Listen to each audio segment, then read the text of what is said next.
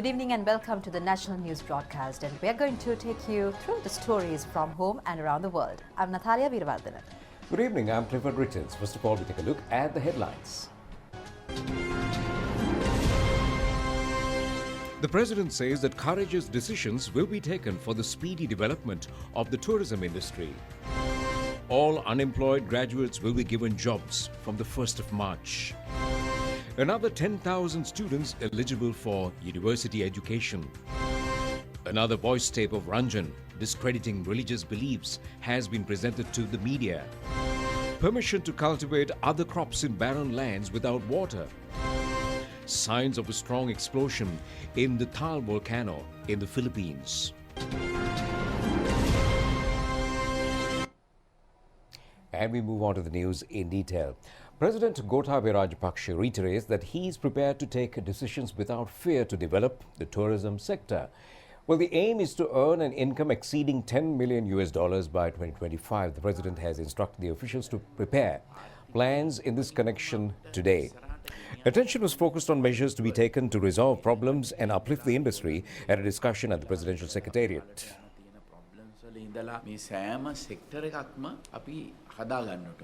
මූලිකව මේකේ තියෙන්නේ අපි කොහොමද වැඩියෙන්ම ටුවරිස්ලා ගෙන්න ගන්න කියන එකයි. ඒ ටුවරිස්ලා මෙහි ආවට මදි ඒගොල්ලෝ හරි ටුවරිස්ලා එන්න ඕන. ඊළඟට ඒගොල්ලෝ වියදම් කරන්න. මේ සෙක්ටර් එක අපිට හරීම වැදගත්. ඇම්බැසඩර්ස්ලාට දෙන එක President Gotabaya Rajapaksa said that the economy could be brought forward expeditiously through tourism. Every sector that is connected to tourism should be developed.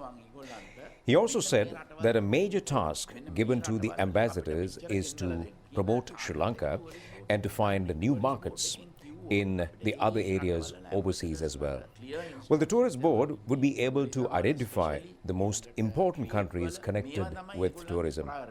He also said that the officials should be result-oriented. appointment එකට විතරක් නෙවෙයි මට ඕනේ මේකට dedication එක. මේකට dedicate වෙලා මේක වැඩ කරන්න ඕන. මේකේ result Minister Prasanna Ranatunga, State Minister Arundhika Fernando and Ministry Secretaries were also present at this meeting.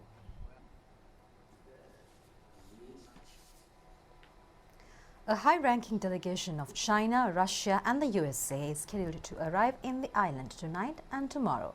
Intellectuals in international relations say their visit would mark a golden opportunity for Sri Lanka. This is the first occasion of the arrival of a top-level team of representatives of the most powerful countries in the world to Sri Lanka after the election of Gotabaya Rajapaksa as the president. Chinese Foreign Minister Wang Yi is scheduled to arrive in the island around 11:30 tonight after ending an African tour. He is scheduled to conduct talks with the president, the prime minister and the minister of foreign relations.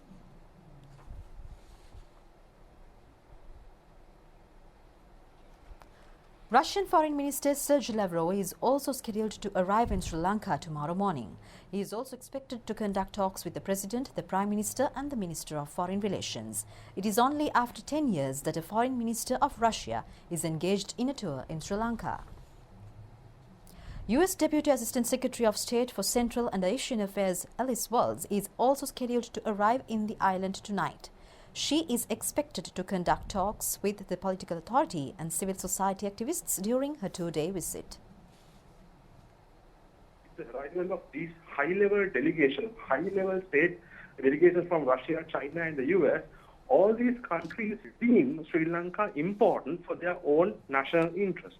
So it is a great opportunity for Sri Lanka to utilize that interest they have on us to our own benefits, because after a long time, Sri Lanka does not need to fear being dragged by one party or one camp in global politics, because nobody wants us, because they know if they push too hard, we might drift to another side. So because of that, we have a great opportunity and space to diplomatically maneuver and make use of the interest they have on us to benefit our own development, our own interests, as well as strengthen our national security requirements. So that is the main thing that we could use for our own benefit. The new presidency under Gotabaya Rajapaksa, President has a great opportunity to use all these regional and global powers to our advantage. Minister of Education Dallas Alapirma says that all unemployed graduates will be given jobs from the 1st of March. Accordingly, 55,000 persons will be given employment. Addressing a media briefing of the Sri Lanka Podujana Peramuna in Colombo today, he added that another program and all external graduates will also be recruited. Minister Dallas Alapirma said that the President at the Cabinet meeting last week had notified to President the relevant decisions at the Cabinet meeting the next month, and Gotabaya administration is an extremely humble and listening administration, he said. More than 50,000 persons will be recruited for jobs prior to the 1st of March. Discriminations based on degree qualifications, party differences, whether the recruits are over or under 35 years of age will be totally disregarded. The only criteria for the selection will be the intellect. The minister added that bhikkhus will never be recruited for services in Pradesh Sabhas or district secretariats or in any other state institution in the capacity of development officials. කාර්යාලයක district ලේකම් කාර්යාලයක රාජ්‍ය ආයතනයක සංවර්ධන නිලධාරීන් ලෙස අගෞරව වෙන ආකාරයට සේවය සඳහා උපයෝග කරගන්නේ නැහැ. 50,000ක Minister Susil Premjant said that there is a plan to recruit 50,000 trained graduates to the positions in the government institutions. He also said that there is a program to train and recruit 100,000 persons from low-income families who have not been qualified in the ordinary level examination.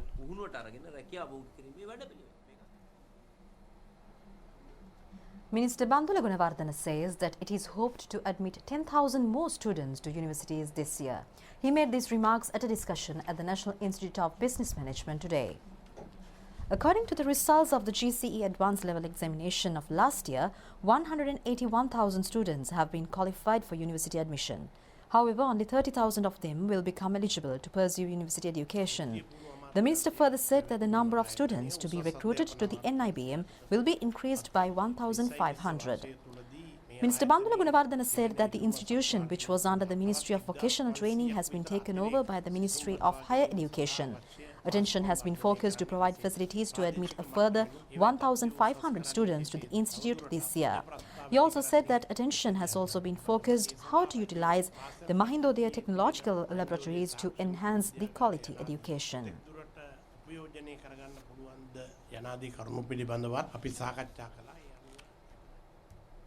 A voice tape showing how parliamentarian Ranjan Ramanayaka is creating an impact on a judicial officer to resolve a case regarding himself was presented to the media today.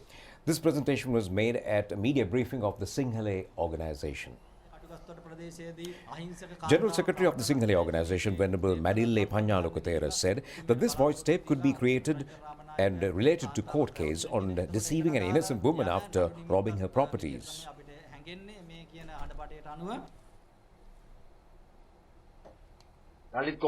evening. Ranjan Ramanayaka says he asked whether he could come tomorrow and that he also wanted to finish this work which is dragging on forever. Interpreter Mundria of the Kandy court said that it would not be possible to do it tomorrow as the party concerned is still suffering from flu. Ranjan Ramanayaka said that he had asked whether to take a call and also express optimism on the arrival of the party concerned. The interpreter Mundlia of the Kandy courts had asked to send a letter with the state emblem on it for the perusal of the party stating holding of political meetings. He added that however arrival of the person concerned is not certain and he had asked not to spend personal expenses in this connection and also give him some support at the next visit. Parliamentarian Ranjan Ramanayaka said that he will not remain silent without giving him support for this favour. He had also asked whether to send a medical. Interpreter Mundlia of the Kandy courts had stated to send a guarantor and not to send anybody else. He has also called to meet him in the morning. Parliamentarian Ranjan Ramanayaka said that he asked whether they could receive a closer date. He added that their guarantors are living far away and also said to file a medical. Interpreter Mundlia of the Kandy courts had stated that he will give a closer date and ask for a medical file. Party leaders have decided at a meeting today to convene nominations for the Parliamentary Select Committee. According to Parliamentary Standing Orders 114, a Select Committee is to be appointed at the commencement of every session. This also enables to appoint members to other committees as well. The select committee is comprised of 12 members, including party leaders or representatives, under the leadership of the Speaker. A decision has also been taken today on the activities during the parliamentary sessions on the 21st, 22nd, 23rd and 24th of this month. All party representatives were present at the meeting headed by the Speaker. The government has given permission to cultivate other crops in paddy fields that have become barren due to the problem of securing water. The Department of Agrarian Development says that the relevant circular in this regard has been issued. The decision has been taken in consideration of the request of the people. According to the circular, barren lands of which cultivations had not been carried out for 10 seasons are being given permission to cultivate other crops. However, no permission is granted to fill up these lands or to cultivate permanent multi-year crops such as rubber and coconut. The Colombo High Court has ordered to examine the rectified petition submitted by Attorney General regarding granting bail for former Minister Dr. Rajitha Senaratne, who has been faced under detention on the 17th of this month. The Attorney General in his petition has stated that the judiciary has not taken into consideration any of the facts presented by the plaintiff regarding the granting of bail to Rajitha Senaratne. The petition further says that the magistrate prior to granting bail has not made any investigation on the health condition of the suspect by ordering a medical report from the hospital where the suspect had undergone treatment. Therefore, the respondent Rajitha Senaratne was ordered to be present before court on the 17th of this month. Prime Minister Mahinda Rajapaksa has presided over the 70th anniversary celebrations of Thurston College, Colombo today. The Prime Minister, upon arrival at the school this morning, was warmly welcomed by the acting principal, KVA Lakshman Dias, and students. The Prime Minister has also planted a nar sapling at the sports complex at the college. A group, including Minister Dallas Salahaperuma, was also present at this occasion. And moving on, in today's Ratata Hetak feature, we focus attention on the new policy of the Minister of Higher Education through the vision of the President to resolve student disputes via cordial discussions. It has also been pointed out that in the recent past, students were compelled to spend more of their time in the streets rather than in their study places in order to win their demands.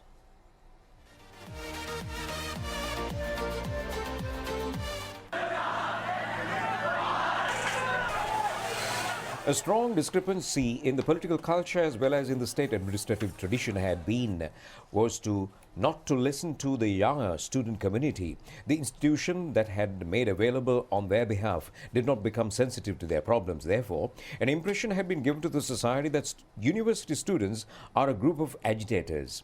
The present government is engaged in a new policy to resolve student problems through discussion rather than resorting to tear gas and water cannon attacks. The situation that had prevailed in the recent past of the authorities not tolerating the students and the students challenging the authority of the administrators has changed today.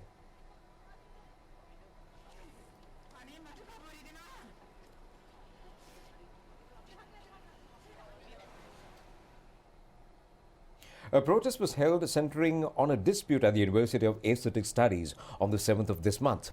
The students rounded off Ward Place and engaged in a protest. They have decided to call off their agitation when the minister arrived at the scene and promised to resolve their problems through discussion. Similarly, Inter-University Students Federation was engaged in a protest march on the 9th of this month, demanding an increase to the Mahapala student aid to 10,000 rupees. During the previous regime, it had been the normal occurrence to launch a water attack on the agitators near the presidential secretariat.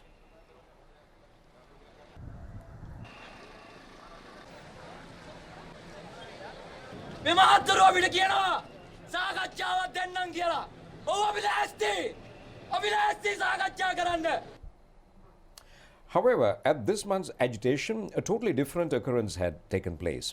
That was to allow student protesters to come into the presidential secretariat and to conduct talks with the officials. This methodology had prevented many harmful occurrences. The present regime considers the youth as the future of the country. The President and the Minister of Higher Education, Bandula Gunawardena, holds the correct perspective that it is a severe shortcoming to disregard the youth, who is a significant section of the society. The Public Services Commission says it has not taken a final decision regarding reconvening to public service of Dr. A.S.M. Shafi, who has been sent on compulsory leave. Secretary to the Commission, M.A. Bayasanrat, issuing a communique, says that statements made in this connection are false. The investigation report of the Health Ministry regarding Dr. Shafi has not yet been received. The media release issued by the Secretary of the Commission further says that the Health Service Committee of the Commission will not take a final decision in this regard until receipt of recommendations of the Secretary to the Ministry of Health.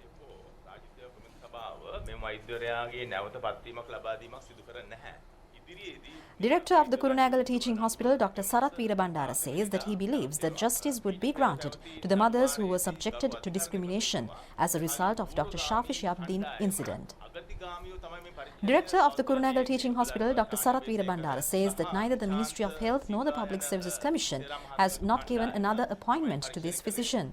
Further hearings in this case against the physician will be conducted on the 16th of this month. In the previous court session, the judiciary has pointed out that previously the groups were engaged in investigations in a biased manner. These investigations were conducted by a group including Shania Besekara and Nishanta Silva.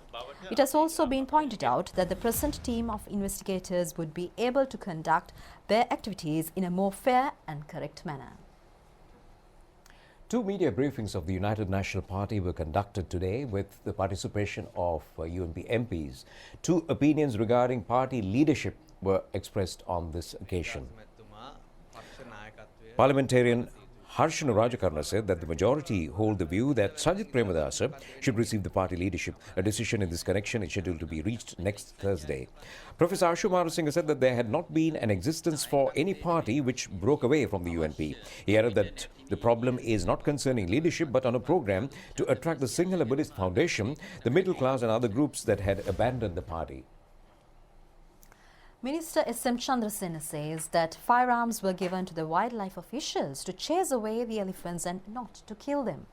He adds that some are propagating false reports in this regard. 2,500 civil defense officials are to be recruited to resolve the elephant-human conflict. 500 firearms have also been issued. The first phase of the program was conducted in Kakirawa yesterday. However, several environmental organizations which oppose the measures are scheduled to conduct a protest in front of the Ministry of Wildlife tomorrow. The minister says that their agitation is without a foundation.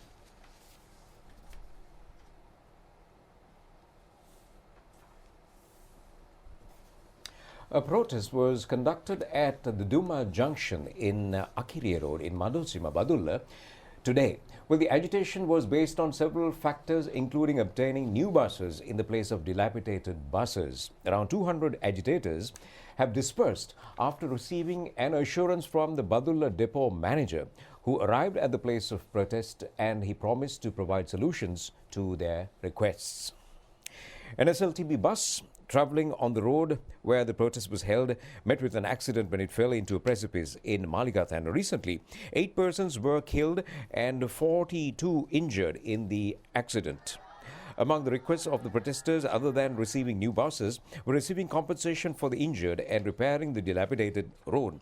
Badulla depot manager W.M. Chandrapala had discussed with the protesters on their problems and pledged to provide the solutions.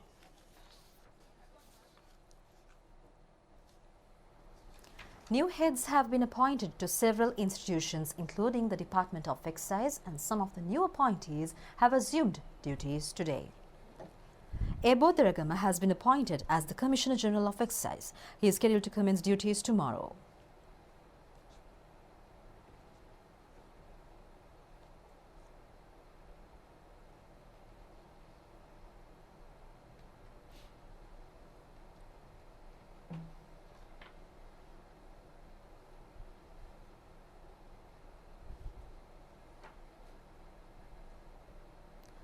Newly appointed Commissioner of the Sri Lanka Boy Scout Association, Major General Milinda Piris, has assumed duties at the headquarters of the Sri Lanka Boy Scout Federation today.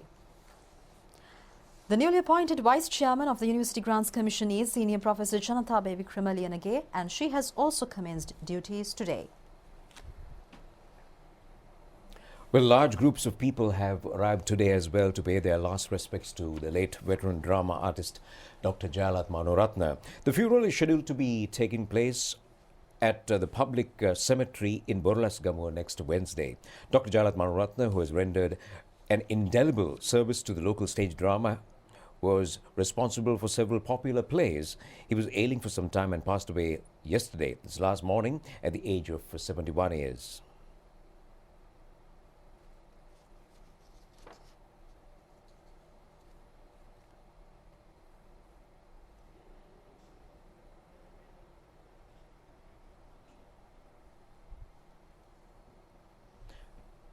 President Gotabaya Rajapaksa has also sent a message of condolence on the demise of Dr. Jayalat Manoratna. In his message, the president said that he also joins the others as a fan who has enjoyed the creations of Dr. Jayalat Manoratna on the occasion of the passing away of this veteran actor.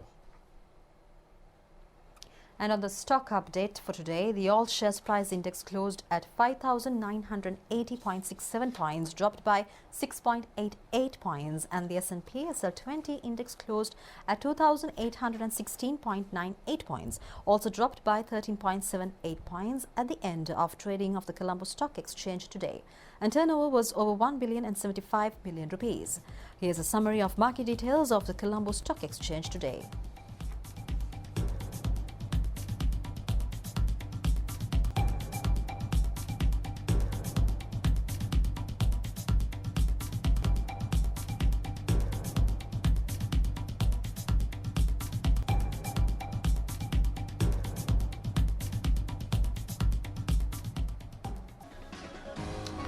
Well, that's how tomorrow is going to look, and that's the usual cue to end the news. Do enjoy the rest of the programs. Take care and good night. Good night.